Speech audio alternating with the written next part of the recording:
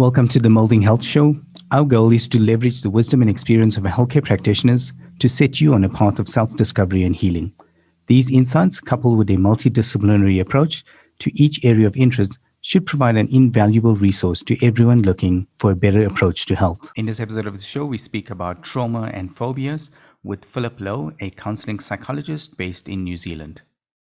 Philip Louw, welcome to the show. So we're really glad to have you on board, and you're actually our first international guest. So thanks very much for agreeing to do this.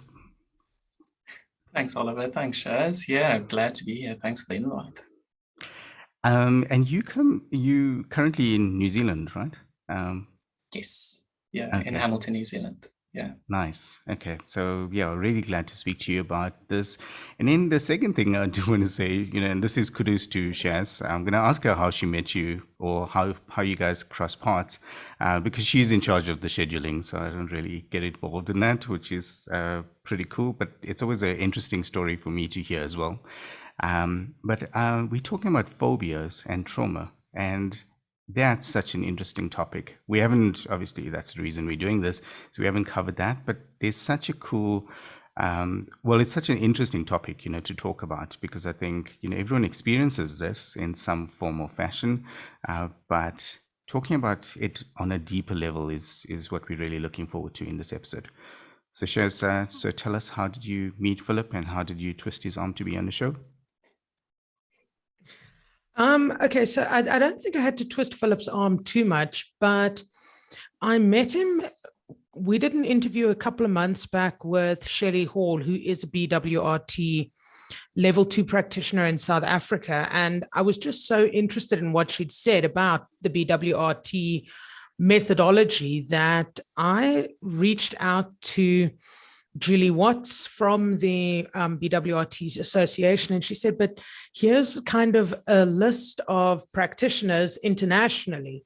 So then I kind of went, okay, so which country do I want to start messaging first?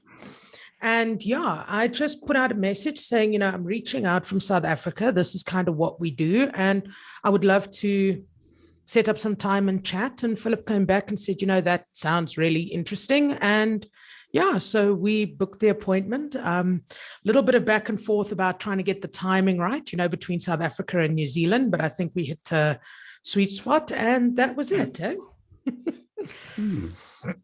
That's such a cool story. I love that. And I love we spoke a little bit about rabbit holes, but, I love the rabbit holes, and it's, what it shows you is, firstly, the world is so small. And secondly, how connected, you could be, and how we almost face similar challenges.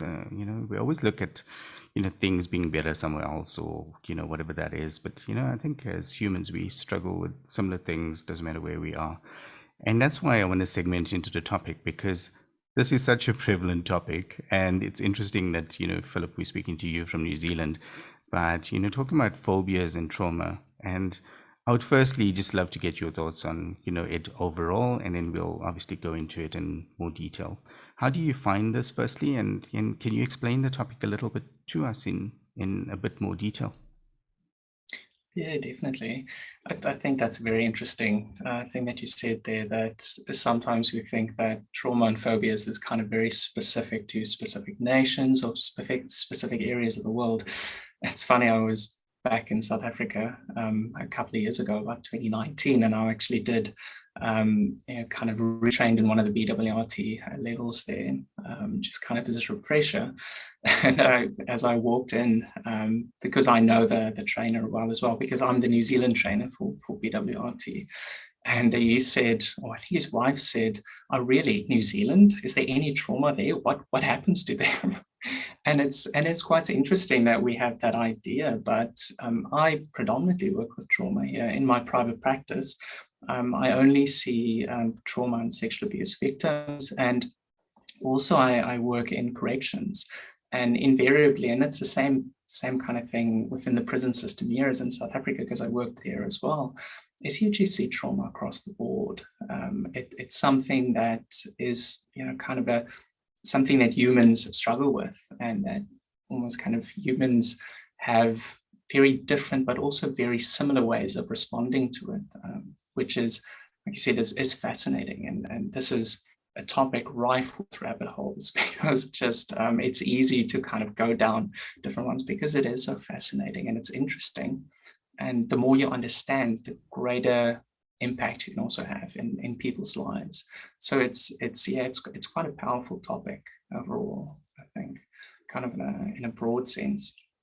So yeah, just to speak a little bit, you happy with me just kind of jumping in there? Yeah, 100%. Yeah. So when you kind of think about traumas, phobias, anxiety, that kind of thing, just to kind of lay kind of the basic groundwork there, I think the first thing that's probably the most important thing to recognize is that that's a completely natural and adaptive response of our brains and bodies. That's how we got to be so successful, is we've got this threat detection system that when it works well, it keeps us alive and it keeps us safe. And it's interesting, we can kind of get to the nitty gritty as well, but it's when that gets either overtaxed in specific ways, or we overestimate using our most sophisticated parts of our brain has ways of tricking our early part of the brain to think that things are more dangerous or threatening than they are. And then that's where that kind of disconnect happens. So it's yeah, I think that kind of is the basic layer of it. Yeah, so Shez and I think we've said it in previous shows, but human beings, we're probably one of the few species where we can almost scare ourselves completely, without any like danger right in front of us. The mind does that. And it's interesting, hearing the special areas of interest that you have in your private practice. And they're all like pretty hardcore topics, and even working in the correctional, system. So have you always been fascinated with this type of special area of interest? How did you even come across being in that? I think I kind of stumbled across it. In the end, I was, kind of straight out of training. I went straight into private practice full time, and I started seeing kind of just the normal, different type of mental health issues you'd see in private practice. But then kind of by happenstance, because I practiced in Uppington in the Northern Cape, where I grew up, and they said, listen, we didn't have a psychologist for 4 years in the prison, and we need one. So I kind of, it was kind of something I didn't anticipate, and it just kind of went there, and I realized I kind of a knack for that kind of work, because I was able to tolerate it. It was difficult work, but I also enjoyed it. And I think that's when I started realizing kind of the breadth of trauma that the prisoners, these individuals, had gone through. And then obviously perpetrated against other people as well. So it's kind of a complex thing to experience and go through. But I think from there, just because I guess it's so, there's so much to work with, and the prison system is so under-resourced. So you use everything you can to make a difference. So I stumbled across BWRT, and I trained in that, and then started kind of really working with this, and realized how effective that was with working with, specific types of trauma and anxiety and phobias specifically.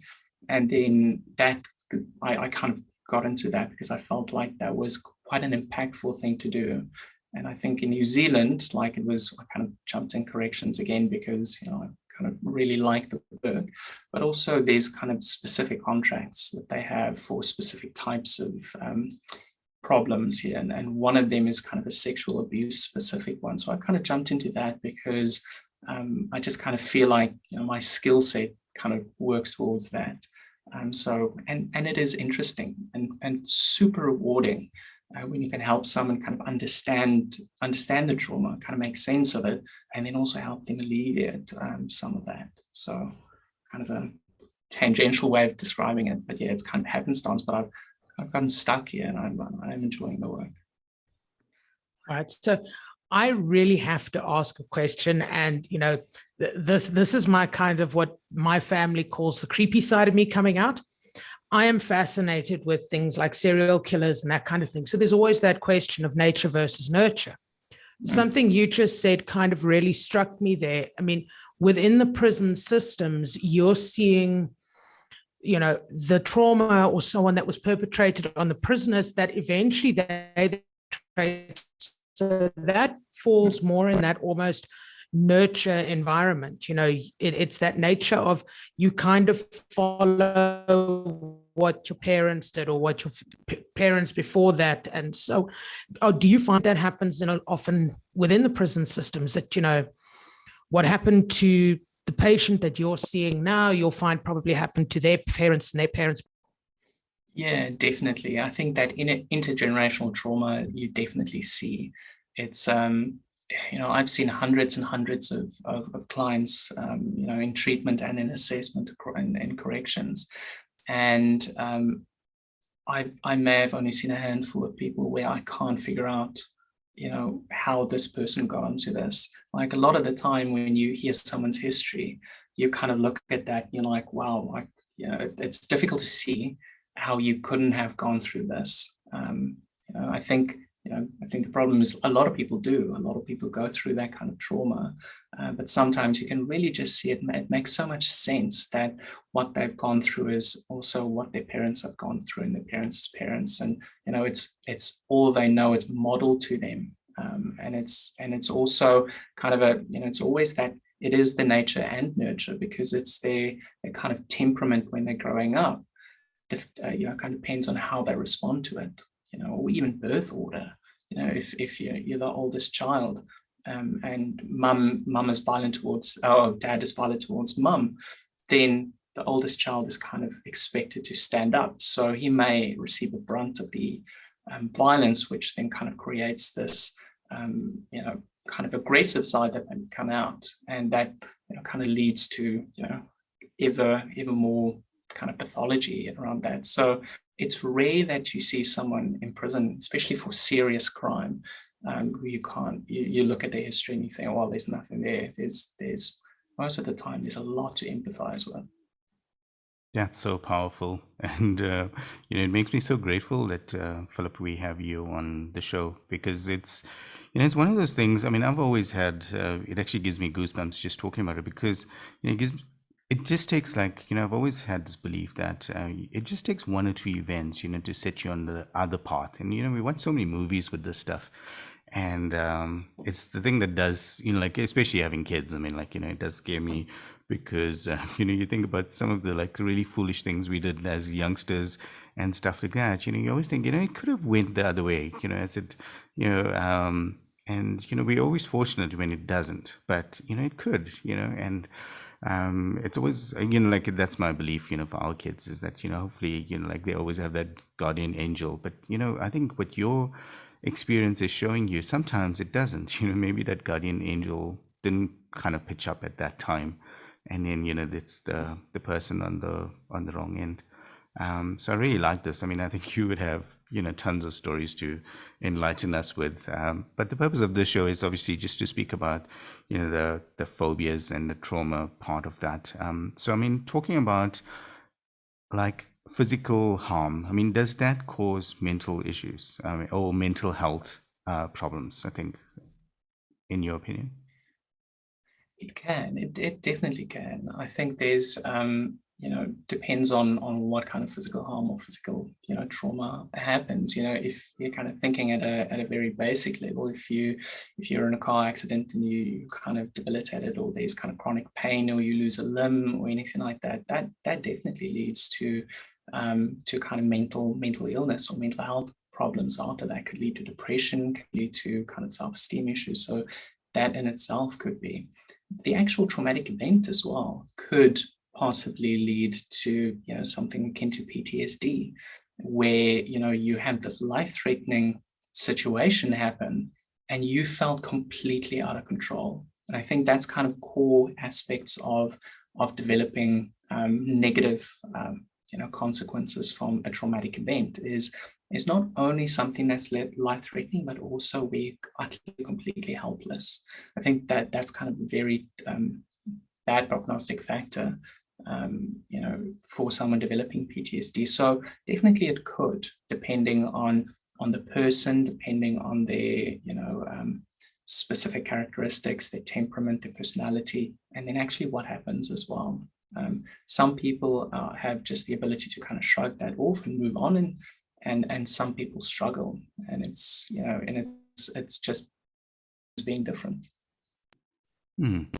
Yeah, so I think that's interesting, and it's kind of what I would have expected. I mean, it seems to be, you know, that makes sense, right? And the phobias part, I mean, how does that tie into the mental health problems? So I guess I like to kind of think of phobias and fears, or kind of phobias and anxieties, a little bit kind of in the same plane, also in, as PTSD to extent, but to the extreme, where, you know, phobias is sometimes kind of linked to a very bad memory, kind of a specific event where pretty much the same happens, where a very specific stimulus might happen. So it could be that when you were like 5 or 6 years old, there was kind of this incident where a dog bites you, and it's like extremely terrifying. And then, you know, in your kind of threat perception, is anything that is dog or dog-like is then a massive threat. So, you know, and that's not something you kind of conjure up in your prefrontal cortex. You don't think about it. It's something that is kind of comes bottom up. So from the brainstem and cerebellum, it's like it's an instant kind of fight, flight, or freeze reaction. So that's why, you know, that's such an extreme thing, that phobia. But then it tends to also, well, doesn't necessarily tend to, but it can generalize. You know, when it becomes a phobia, you would have the same reaction to a Rottweiler that's almost as big as you as to a Chihuahua. So it's an inappropriate estimation of the level of risk and level of threat. So you respond to both of those stimuli in the same exact life-threatening manner to absolutely avoid and go away. Everything in your body kind of presses emotions, kind of physiological response, presses you to just get out of there. Whereas, you know, that's basically kind of an, you know, not appropriate, or not kind of a good estimate of what that is, or what the threat is. I like how you said that, and you know, my question has to be, so when does a fear become a phobia? Because I mean, we all, I mean, I would be scared of a Rottweiler, especially if it's not, you know, one that we know. But you know, some, like you said, you know, it becomes almost like almost exaggerated, you know, so then you're scared of the Chihuahua. So when does a fear become a phobia? Is there like a certain trigger that we know that? I think it's about proportionality. Like it's when your brain struggles to differentiate the levels, and it's just anything related to that specific type of stimulus. So anything dog-like, that could then become anything animal-like or cat-like or anything like that. So it's that just that overgeneralization that can happen. So I think at that point where it just is actually not proportionate to the level of threat, like you said, there's an appropriate level of threat for, you know, a dog that may be dangerous. So you could have fear, or you could be cautious. You know, it's probably not good to be overconfident in terms of all dogs, because that's not going to be good for you as well. So it's that proportionality. So I guess that's kind of where the pathology versus the adaptive function come. When it's not appropriate to the actual stimulus, then it becomes a problem. Then it hampers your functioning. I really like the way that you said that, Philip, because it does tie into that whole concept of a traumatic event could result in a phobia, but the phobia is just that, you know, the response isn't where it should be to the stimuli. So, you know, just as an example, when I was younger, we went to Boswell Wilkie Zoo and they had chimpanzees. I must have been about 4 or 5. And this kid stuck its hand into the cage and the chimp took 3 or 4 fingers off. And I can tell you, I do not have an appropriate response to chimpanzees. They can be on TV. They can be in the zoo behind. There's no way you're getting me to look at that. And that is very definitely it is an absolute phobia at this point, but there is no logical fear to the chimp because, well, it's on the TV, it can't hurt you. So I do get where that traumatic event can be exaggerated by your mind to almost make you go, well, that's it. You just avoid it. It's going to. And is that what you find happens? You know, if you used the example earlier of a car accident can result in, and it's almost that your brain says, no, you can never get into a car again because you might lose a limb. Exactly. It whatever the brain deems as life-threatening, it wants to avoid. Because why wouldn't you? If there's like this extremely dangerous thing, your mind's like, if you want to survive, and obviously your mind wants to survive, it's like, I'm going to make you avoid that.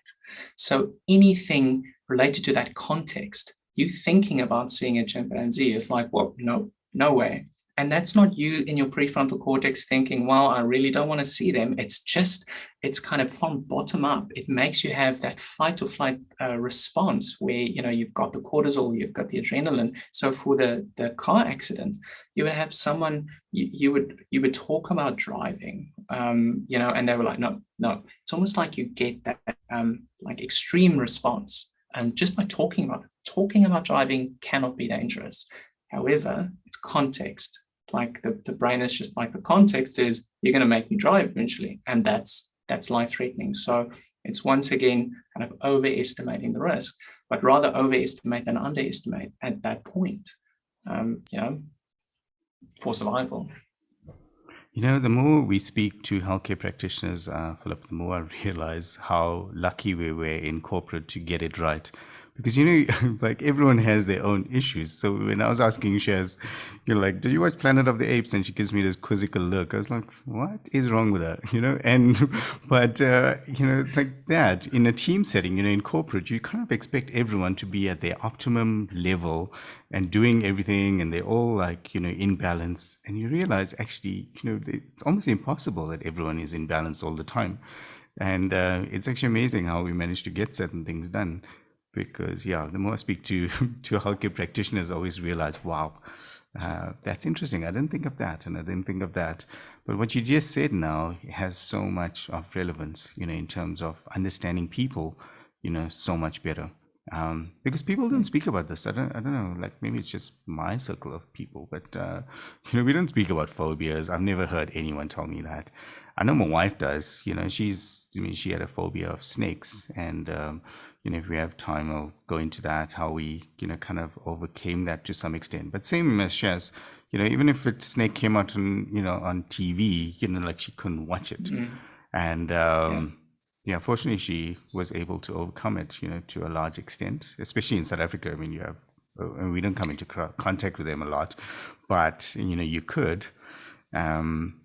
So one of the other things, Shaz mentioned in the outline was, do you see phobias as a form of like PTSD? I mean, is that, or does it cause PTSD? I mean, like, is there some correlation between those? I think, they feel like they are kind of distinct things. There's obviously some overlap. Sometimes kind of phobic responses, or that kind of extreme fear responses, can be definitely, is a part of PTSD in some cases, but not necessarily. So it kind of overlaps, but they're not necessarily the same thing.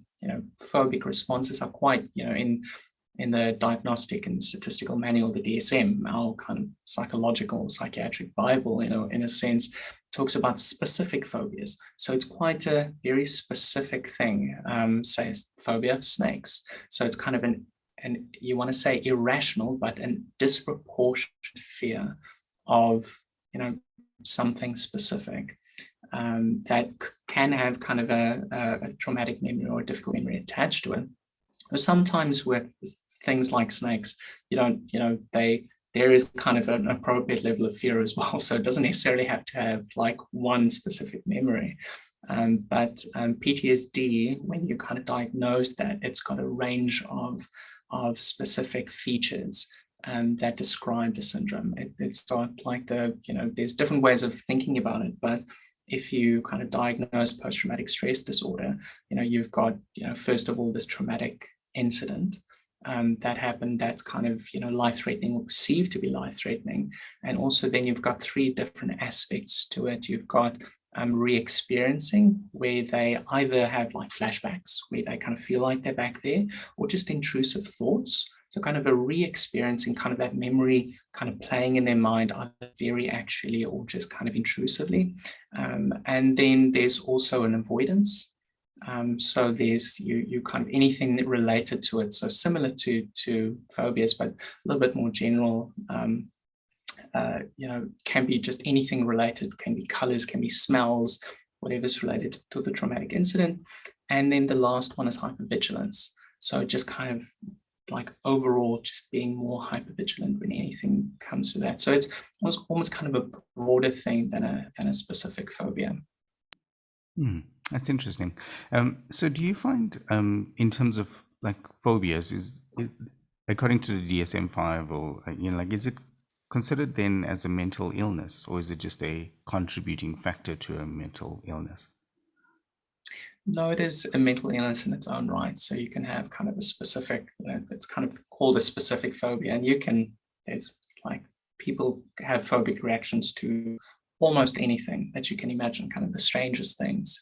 And sometimes just kind of things that make total sense, like a phobia of snakes, I think in some contexts would be almost appropriate. But so it is a mental illness in its own right.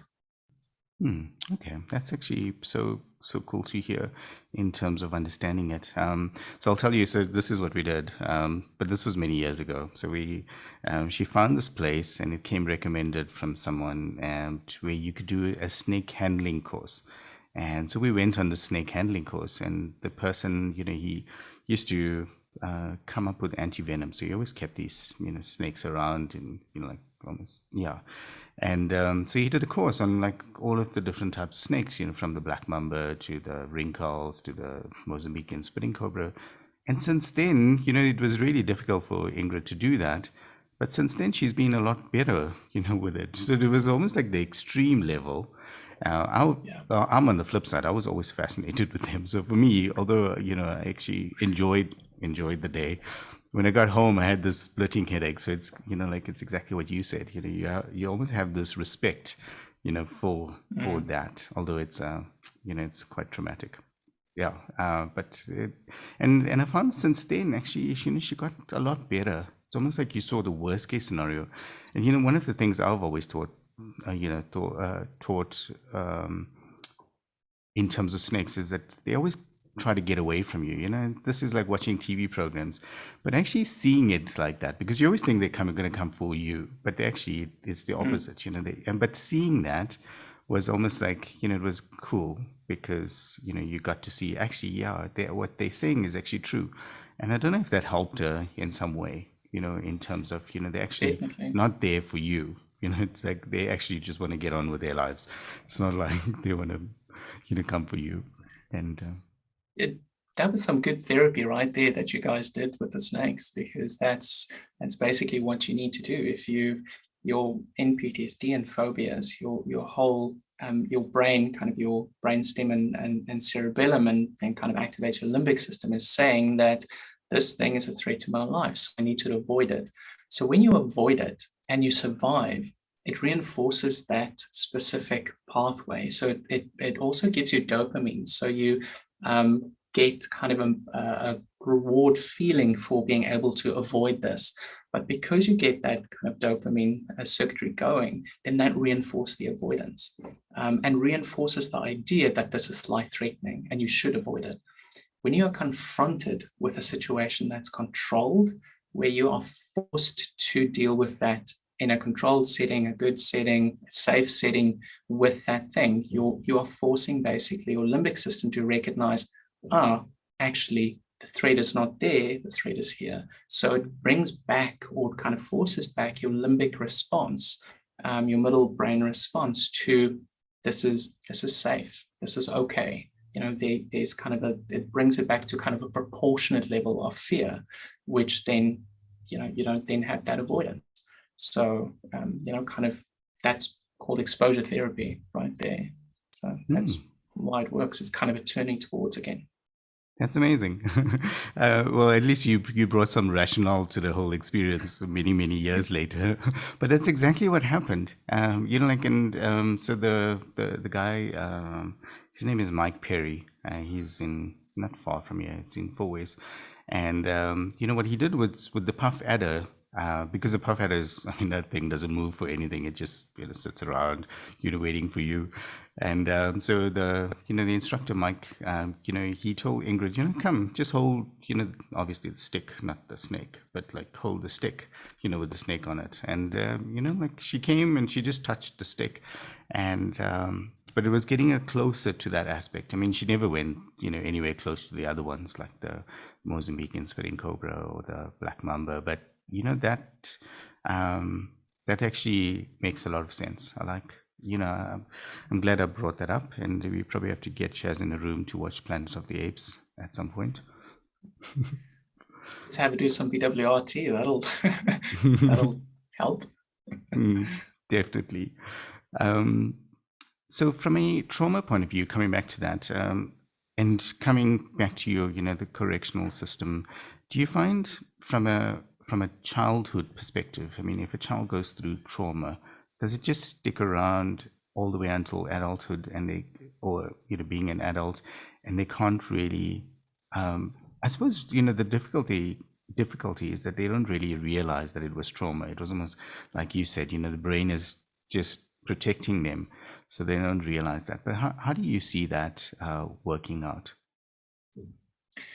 I guess once again, there's so many different ways that things can turn out if there's childhood trauma, and it depends on so many different things, genetics, temperament of the child, whether the trauma is a single incident or if it's kind of multiple incidents, if it's just kind of a generalized wide context where there's kind of constant violence or sexual violence at home, where there's no safe space and they feel completely helpless, versus someone who's got like positive relationships with their caregivers, like secure attachments, so safe, healthy attachments with their caregivers, where they feel that their caregivers are there for them when they need them.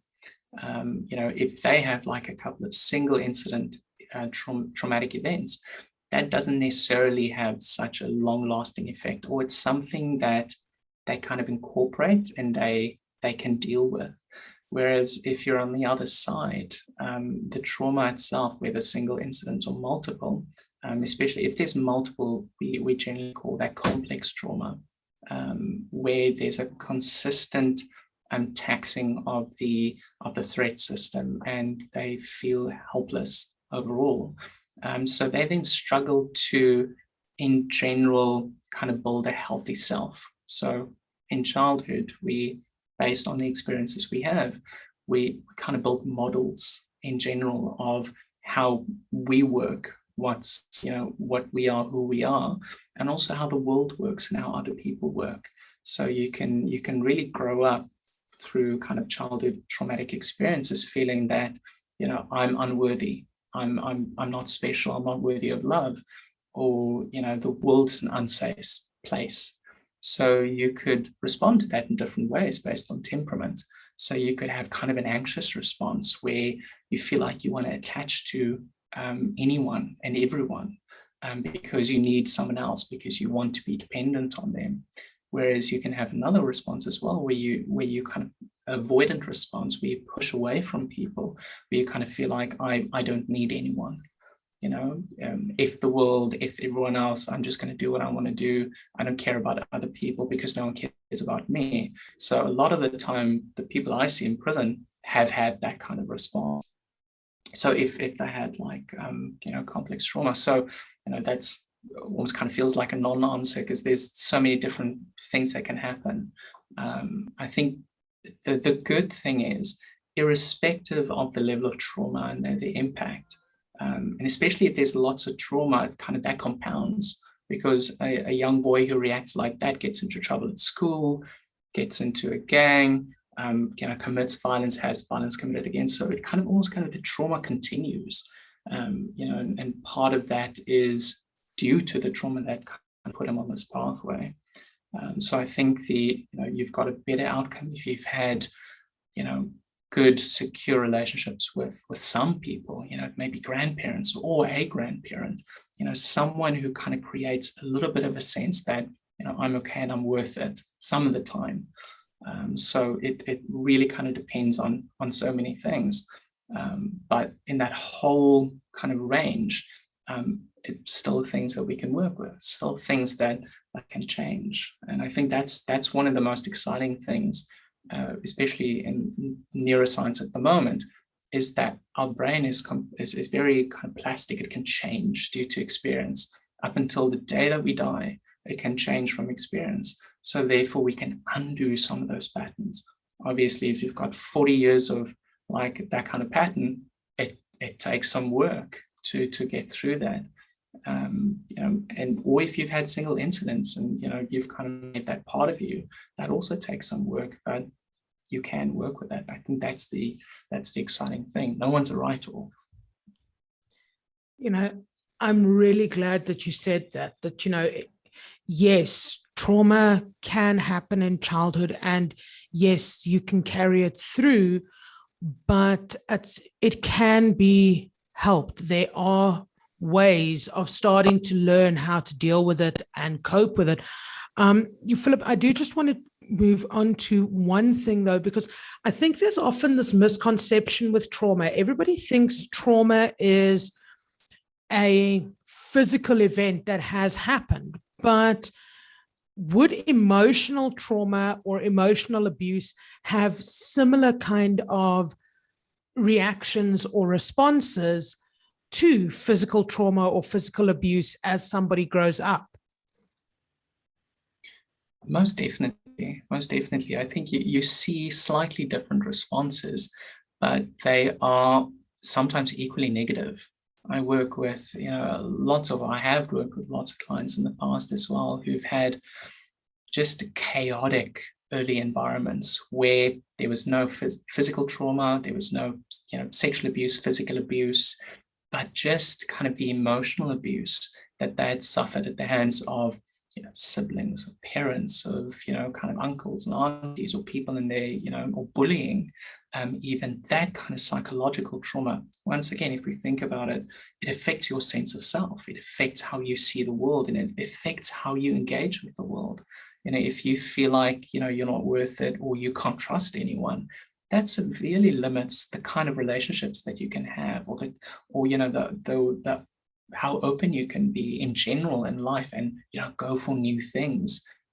So yeah, emotional trauma definitely does create like a range of problems and can have very similar effects to that. With doing these episodes on so many times now, we came across some really cool sayings that from practitioners that we never came across. And I think, Philip, with your last, what you just said just now, like no one is a write-off, and you can rewire that stuff. I mean, that is so powerful. That it's something that even from a messaging point of view, we should definitely include, because I think that's the whole point about why we're doing these episodes. Is that firstly it's knowing, because that's the thing that we found. About 8 years ago when we stumbled across healthcare practitioners and said, okay, cool, maybe we can help a little bit more from the stuff we do. But we've learned so much from the experience, and it's amazing how much of wealth or the wealth of information that healthcare practitioners have.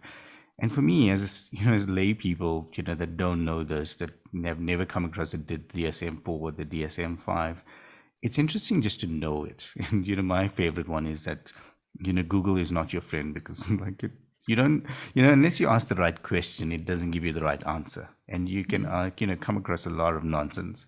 And what I'm hoping with these is that at least now you know what to go and ask, because just putting in phobias might be completely different to saying, okay, how does phobias tie in with trauma?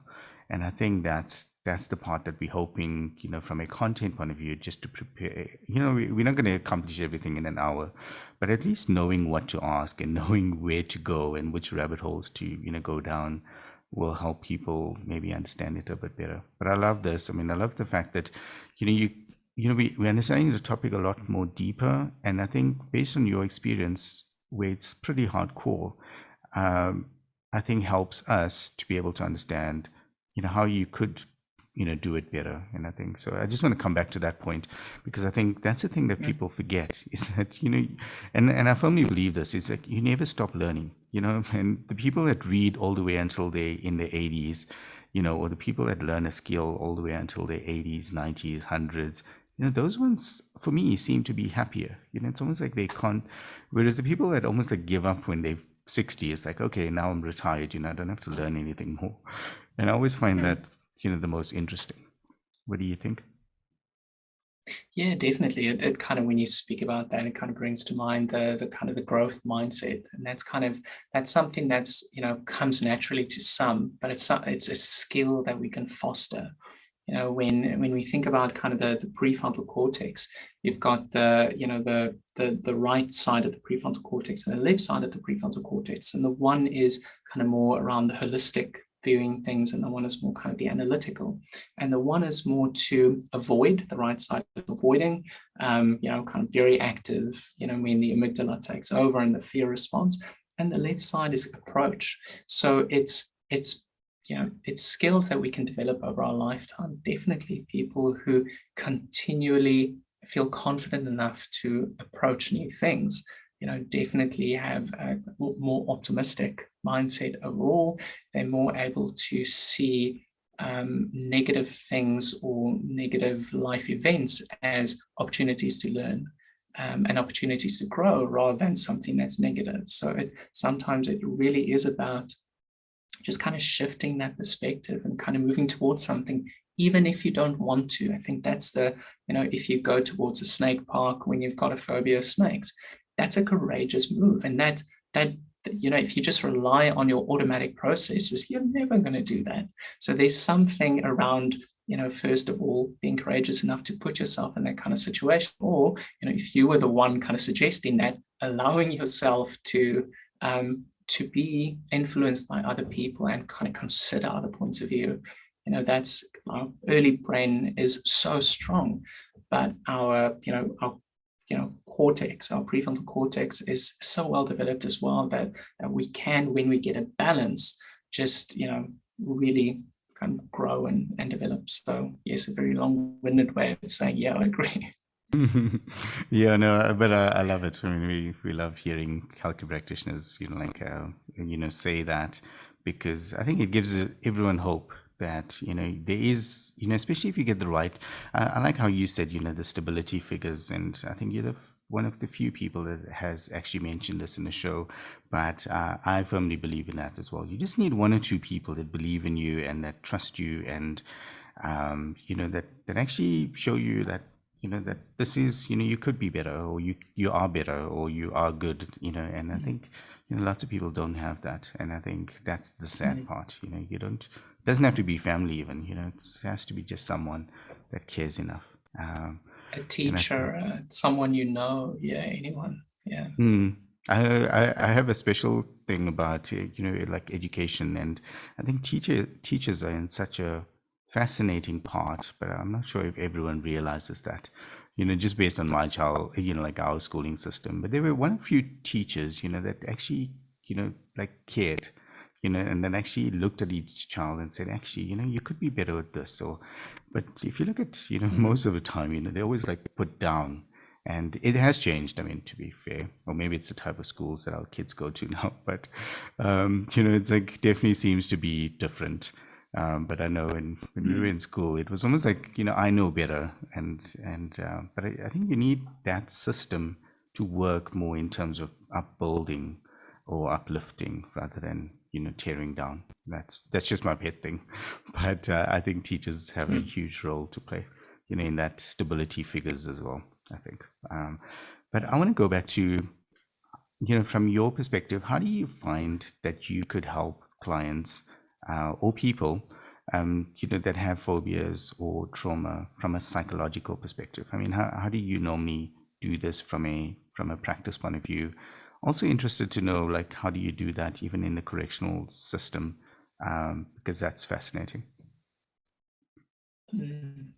I think to start really broad and basic, kind of thinking around our bodies, have evolved, and our brains have evolved over a long period of time to, do certain things and do them quite well. We wouldn't have kept those things if it didn't.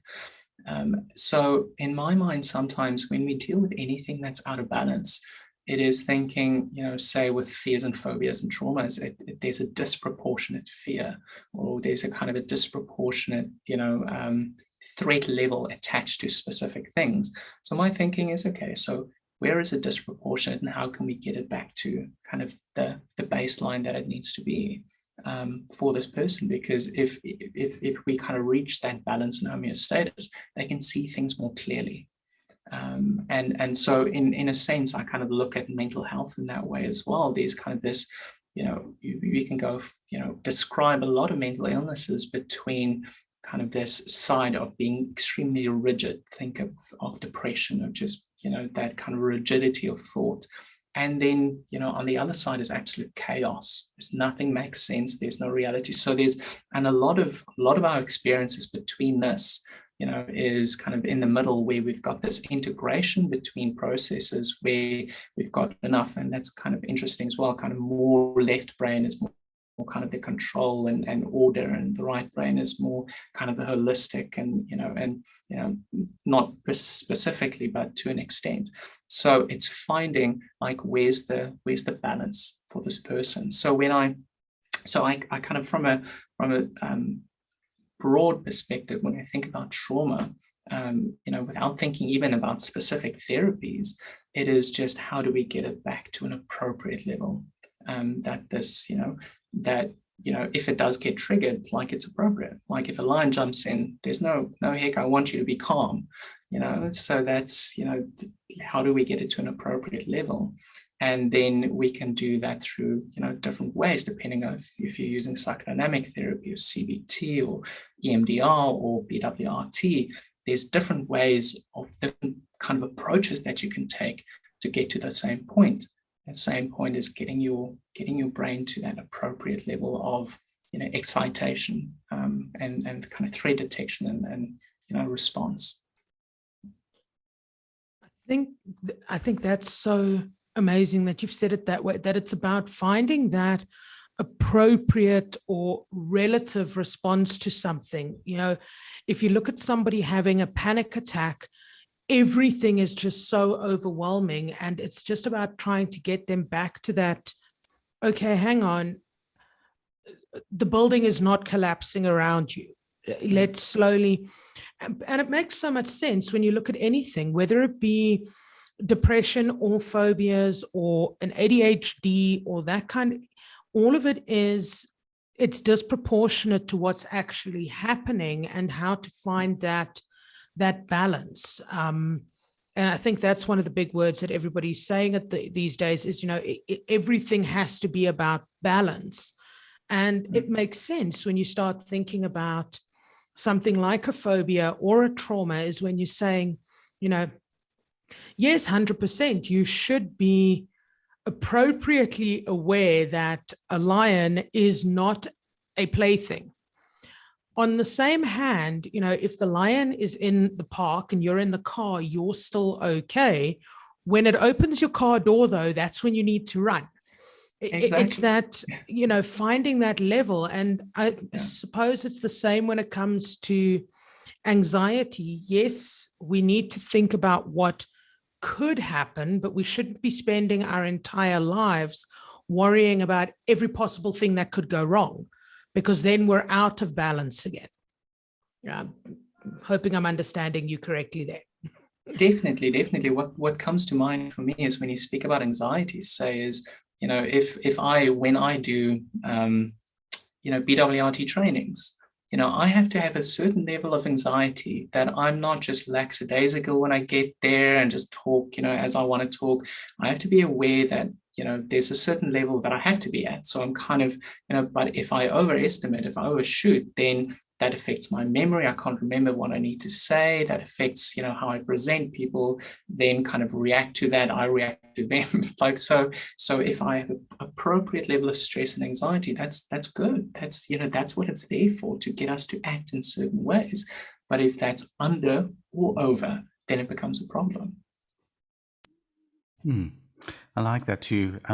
So something I've been, just thinking through as we've been having this conversation is how does, and I know this is not a, an episode on resilience, but do you see resilience on the opposite end of that? So like resilience would be almost like teaching us that actually lions are bad or snakes are bad, and you build up something like that so that you don't, it's almost like, is it like a buffer then?